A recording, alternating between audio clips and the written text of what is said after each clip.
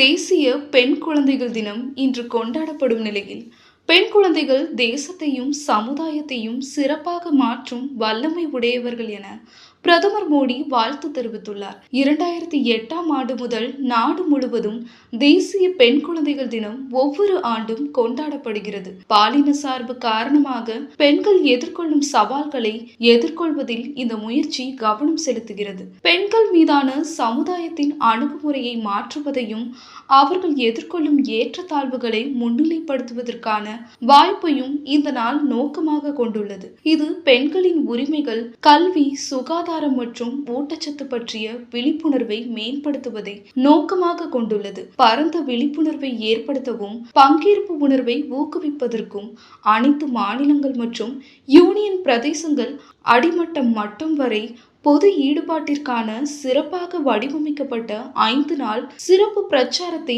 நடத்துமாறு பெண்கள் மற்றும் குழந்தைகள் மேம்பாட்டு அமைச்சகம் கேட்டுக்கொண்டுள்ளது.